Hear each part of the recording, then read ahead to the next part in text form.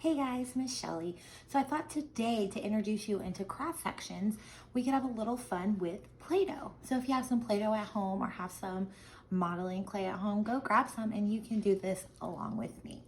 So on your notes on the section and teams today, I've posted this cross section graphic organizer. So what I've done is we have four 3D objects here. I've gone ahead and made mine out of Play-Doh, and we're going to cut them, find our cross section, which I'll tell you what that is in a minute, and then I drew the picture of what the shapes are going to be. So go ahead and you can do it along with me at home. So a cross section is whenever we cut a solid 3D object, for instance, a rectangular prism. A cross section is what happens when we cut that. So if I take a look at this, the very first cross section I'm going to do is a parallel cross section to my bases. Now, when I'm looking at this, my bases are the bottom and the top. So if I cut a parallel section with my plastic knife, make sure your parents say it's okay. I'm going to cut straight parallel to my bottom bases, okay? So we're just going to cut all the way down, and we're going to look at the two sections after we cut. What shape does this make? Well, you can see it makes a rectangle.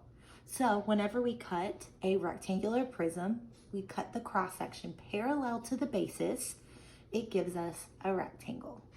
Now, what if I take a same rectangular prism and I cut them perpendicular? Remember, parallel are when two lines go like this and they never intersect. Perpendicular is when they intersect. So if I have a rectangular prism and I cut it perpendicular to my bases, that means remember my bases are my flat ones right here. The base is what would sit on the table. If I cut that perpendicular, that would be up and down. What shape is going to appear? Is it going to be another rectangle? No, it's actually going to be a square. So my cross section for when I cut a rectangular prism parallel gives me a rectangle. But when I cut my rectangular prism perpendicular to my bases, my cross section is a square. Let's keep exploring some different shapes.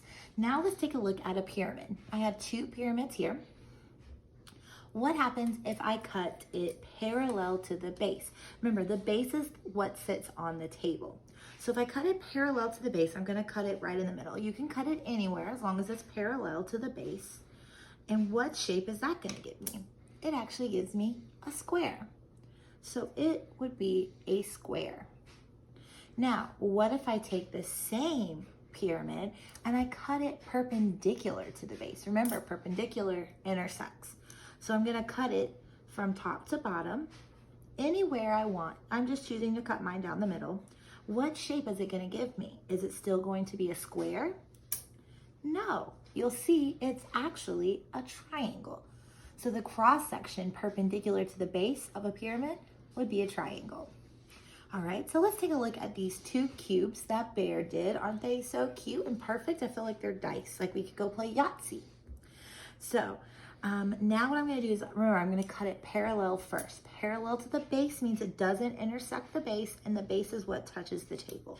So if I cut it parallel to the base, I'm just going to cut it straight in the middle. This could almost be like a loaf of bread, right? Or a slice of bread, a roll. Bear's giving me a weird look. He doesn't agree with that. But so what shape does it give me? A square.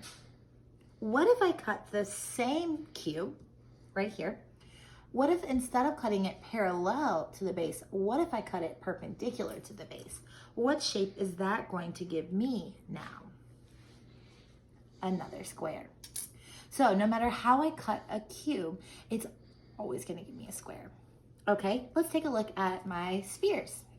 Okay, so this time I'm going to cut it parallel to the base. Remember, the base is the part that sits on the table. So I'm going to cut it parallel to the base. And what shape is that going to give me? A circle. So your cross section is a 2D shape that comes when you cut a 3D object. Why, Miss Shelly, is that important? Why do I need to know what cross sections are? Well, cross sections we're going to talk a lot about in our next topic when we talk about surface area. So this is kind of an introductory and, just learning what cross section is. Now, what if I cut it perpendicular to the base? What shape is that going to give me now? Well, it's gonna distort a little because it's glue, but it still gives me a circle. Just like with the cube, a sphere, no matter how I cut it, is always gonna give me a circle. So now I'm gonna tell you and teach you how you can take these 2D sections that we've made with our cross sections and you can find the area. So let's go ahead and dive on into that. All right, guys, so we're going to talk a little bit more about cross sections. Now, remember, it's sometimes helpful to make an actual in-person model using the Play-Doh or clay model. That way, when you slice the object, you can actually see the shape that it makes. So let's talk a little bit more. Let's dive into more into cross sections. So what is a cross section again? Well, it's a two-dimensional shape that is exposed when a slice is made through a three-dimensional object. Just like how we made those slices through our rectangular prisms and our pyramids and our cubes and our spheres, that's what we're doing. So when you make that slice and you look at it after you cut it, the shape that it makes, that's the shape that we are going to be talking about. That's what we call our cross section, because we took a 3D object, we sliced it, that shape that's exposed, that's our two-dimensional shape. Okay, so let's dive a little bit more. So right now we have Rachel and Francesca. They went to a restaurant that serves rectangular bread rolls. They each sliced their rolls in a different way. We have Rachel, who went perpendicular with the base. Remember, perpendicular, that's going to go through. It cuts through the base.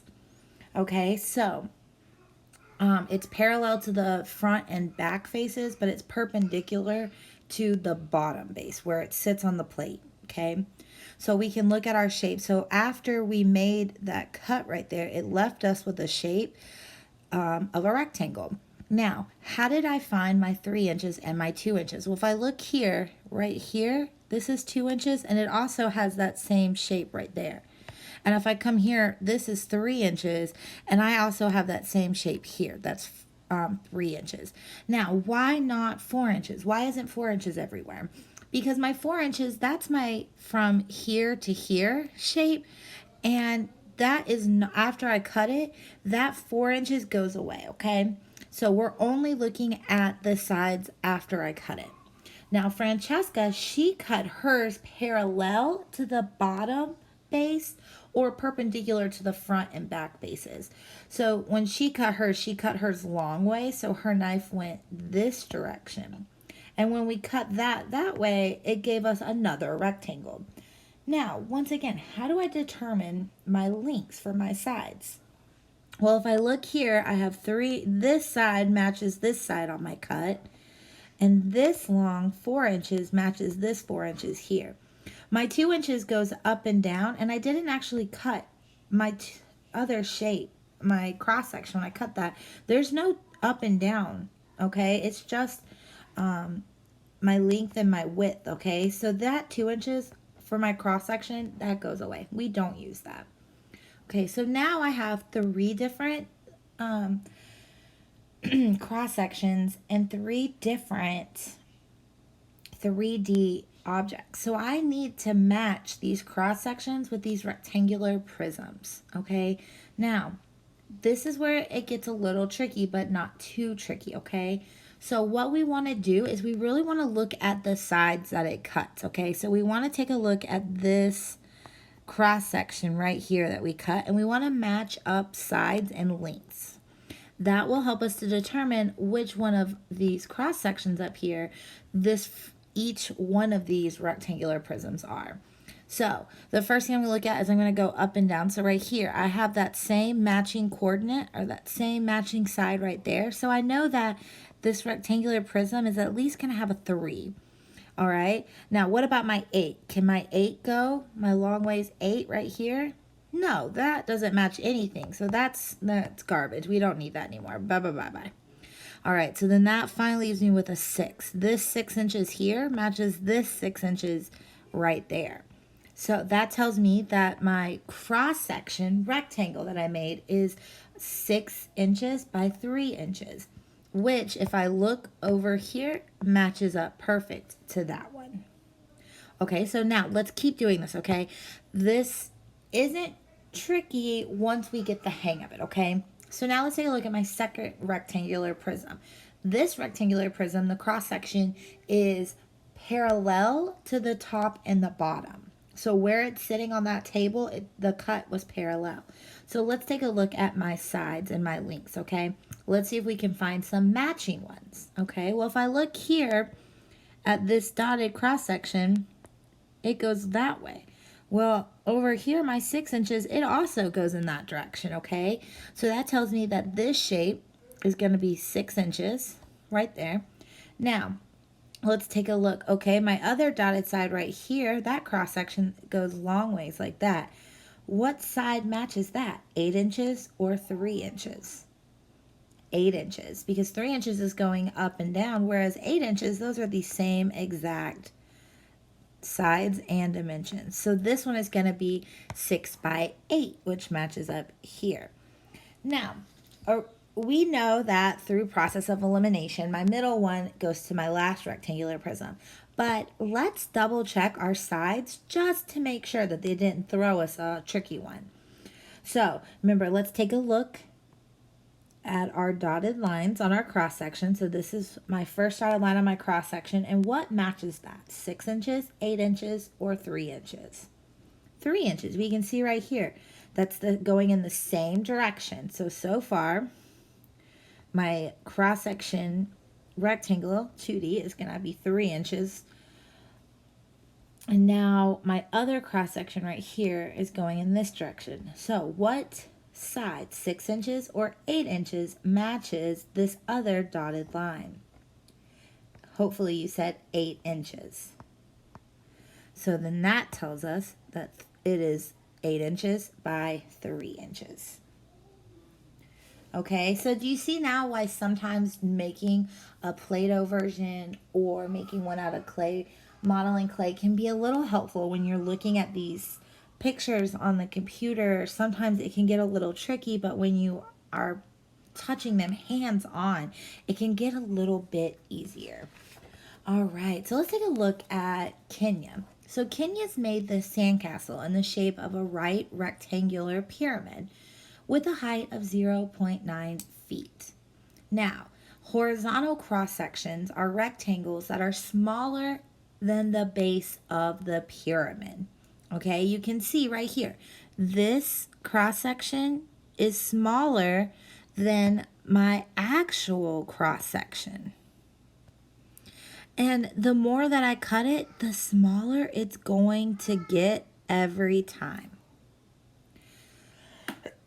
Excuse me. Now my vertical cross section, that goes up and down. And that, as we saw with the Play-Doh, forms a triangle. So that would give us a triangle. Now, with the horizontal cross sections, we can't use those measurements because our triangles get smaller and smaller and smaller. However, with a vertical cross section here, we can actually use those cross sections and label it. So this tells me that my height then would be 0.9, and my base right here, remember matching those sides, that side matches that side, so it would be 0.6 feet by 0.9 feet. Now, why is it important that we identify the sides and the side links? Well, we can use cross sections and take the 2D shapes that we made from our cross section, and we can actually find the area. This will come in handy in our next lesson when we dive into surface area. So let's just do a quick little review over formulas for area, the area formulas for rectangles and triangles. Remember, like we talked about in scale drawing, for a rectangle, the area equals the length times the width. For triangles, it's a little bit different. It's very similar, but just a tiny bit.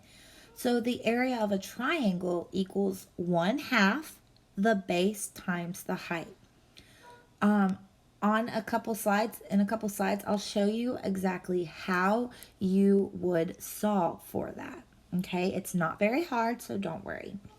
So these are our two formulas. When you're doing your work today, this slide that you are currently looking at will be in today's work. So if you need to go back and reference it, it'll be right there for you. Remember, you will have a test over this material, so you never know. Miss Shelley may let you use your notes. So pausing the video and writing this down on some notes may be a very good idea. So let's solve some problems with cross sections. The first problem we're going to solve is this truck. And it says a truck needs a metal divider that separates the refrigerated part of the truck from the dry goods. Remember, this is a real world example. There are all 18-wheelers that you pass, you don't know if they have multiple sections or dividers in them.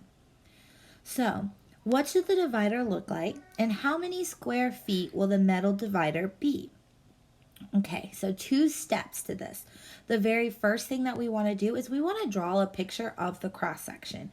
What that means is we want to draw a picture of the 2D shape that cross section is going to give us. Now, our cross section right here, we know this is our cross section. So we've cut our cross section perpendicular to the base. So if I look at that, that tells me that my shape is going to be a square. That Miss Shelley did not draw very straight. Do the best you can on drawing these. It's going to be a square. Now I need to identify my sides because I can't find the area if I don't know what my dimensions are. So let's take a look back at our dimensions. Now remember, we want to match our sides. So I have one that goes straight across like this. Let's see what matches that line that goes straight across the top. 8 feet, 10 feet, or 48 feet. 8 feet right there, yeah. 8 feet matches that 8 feet. So this top of my square is 8 feet, or rectangle. So now I need to find my length that matches my side that goes down on my cross section. So what goes down? What side goes down on my cross section? 10 feet or 48 feet? 10 feet, right? Because it goes up and down just like my side right here. So then this means that my rectangle is 8 feet by 10 feet. So part 1, done. Part 2, super easy. Let's do it. So it says find the area of the metal divider. Now, if you remember, area for a rectangle equals area equals length times width. Oops, I'm trying to write my length twice. So area equals length times width. We may hear a little baby Grace in the background. Just ignore that. She's just got done with bath time and is running around the house. So if you hear her, you know, you just heard baby Grace. Okay, so let's finish our problem. So now I know what my length and my width is. Yes, baby Grace says we know what our length and our width is. So we just need to take those numbers and plug them into our formula. So I'm going to do area equals. Now my length is 8 feet and my width is 10 feet. So I just need to multiply. What is 8 times 10? 80. And remember, we're doing feet times feet, so that gives me a unit of measure of feet square. So how many square feet will the metal divider be? It'll be 80 square feet. All right, see, that's not so bad. All right, we have 3 more problems to get through. So let's take a look at a triangle pyramid now. So it says, draw the cross section when a vertical plane intersects the vertex and the shorter edge of the base of the pyramid shown. What is the area of the cross section? Okay, so all of that confusing talk, it has already drawn the cross section for you. You're looking at a blue pyramid. The cross section is the part in green. Okay, so what shape is that part in green? Let me get my pink out and I'm just going to trace it. And hopefully as I'm tracing it, you are noticing the shape that it made. Made 3 sides. Hopefully you saw that it made a triangle. Good. So now that I have identified my triangle, I need to label my parts. So the part that goes down, the height of the triangle is going to be the same height right here as the pyramid. So that means that my height then is 4 inches. Now I need to find my base. What matches that same side right here I just drew in green? Is it 7 inches or is it 3 inches? It would be 7 inches because that matches. So that means that my height is 4 inches and my base is 7 inches. Okay, so now let's look at the area of a triangle.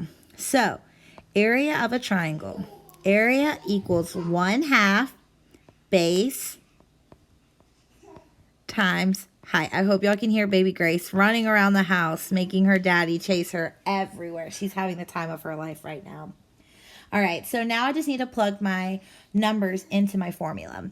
So I have area equals 1/2. My base is 7 inches. And my height is 4 inches. Before I even look at that 1/2, I'm going to take care of the multiplication part, okay? So I'm going to do this 7 inches times 4 inches before I do anything else, okay? So we're going to leave that 1/2 away for a little bit. So that's going to give me 1/2, 7 inches times 4 inches, which would be 28 inches square. Because remember, inch times inch would be inch square. So now the part that everyone hates, 1/2 of 28 inches. Well, if I wanted to take a half of something, I'm going to divide it by 2. Remember, a half of something just takes your entire number and just divides it by 2, okay? Don't let that fraction, that 1/2, trick you up, okay? All it's telling you is it's telling you to take 28 and half it. So what is 1/2 of 28? If I divide 28 by 2, then I'll get my answer. So 1/2 of 28 is 14 inches square. And that's all that you have to do, okay? So when you solve these problems for your pyramids and you're finding area of a triangle, multiply your base and your height together and then divide it by 2. That's all you have to do, okay? Don't let that formula scare you. Okay, so now let's take a look. 2 more problems and we're almost done. So now we have a divider and a desk drawer is a cross section that is parallel to the front of the drawer. That means that it does not intersect it. So since we're looking at the front of the drawer right here, being parallel to it means that it's not going to go in this direction. It's going to go parallel. So it's basically going to be the same exact shape. It's not going to touch the front, okay? So what is its shape and what are the dimensions and what's the area? Okay, so what shape does that look like? Let me see if I can draw it in green and it might be a little easier to see. Hopefully, as I'm drawing this in green, you're saying, that's obviously a rectangle, Miss Shelley. And you would be correct. It is a rectangle. So now I need to figure out what the dimensions of my rectangle are, okay? So let's first look at this side right here.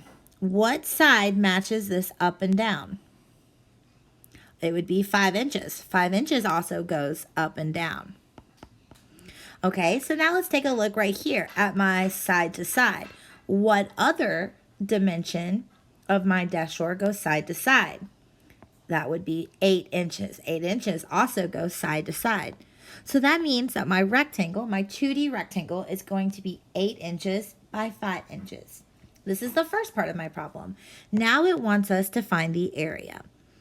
So I just need to plug or substitute my numbers into the area formula. Remember, the formula for area of a rectangle is area equals length times width. So all I need to do is plug my numbers in. So area equals the length of 8 inches times my width of 5 inches. So 8 times 5 equals 40. Inch times inch equals inch square. So my final answer would be 40 inches square. All right, guys, good job. One last problem and you're done. You can go work on today's assignment. Draw the cross section that is formed when the pyramid is sliced vertically through its vertex and its right face, perpendicular to its base. What is the area of this cross section? All right, so let's draw a picture, okay? It says that the cross section that is formed when the pyramid is sliced vertically. Vertically is up and down, so it's going to go up and down. Now, it's going to be sliced vertically through the vertex, so that means it's going to go straight through my vertex. And its right face, it's perpendicular to the base, all right? So, as we can see right there, it is straight through and it goes through my base.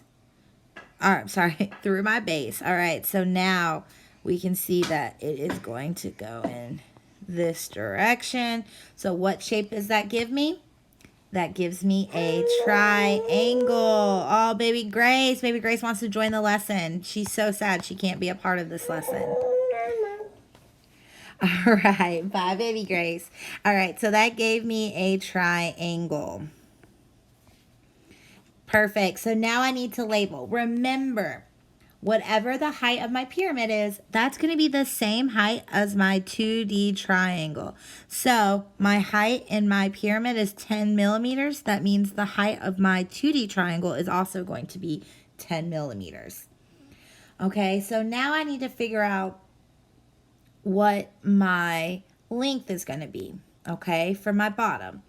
Now, this was tricky because the way I drew it, it's actually going to be, let me see if I can draw it a little bit better for you.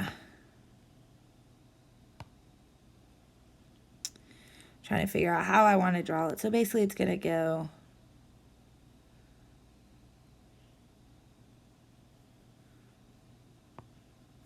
oop, can you, I don't know if you all can see that.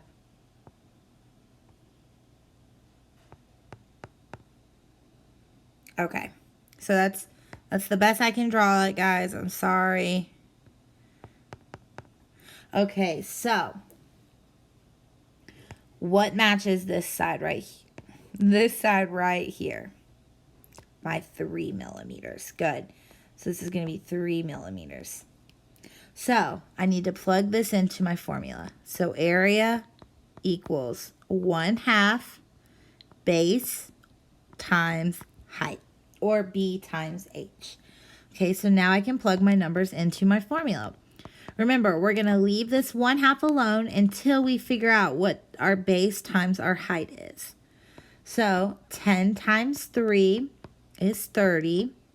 So now I have 1/2 of 30. That's actually millimeters. Sorry, guys. Don't be like Michelle and forget your unit of measurements. Millimeter squared. So now what is 1/2 of 30? What's 30 divided by 2? 15 millimeters squared. All right, guys, and that's cross sections. So now you can hop on back over to Teams and you can complete today's assignment. If you have any questions, please feel free to send me a message and get out that Play-Doh, get out that modeling clay. Have some fun with this, guys. All right, till next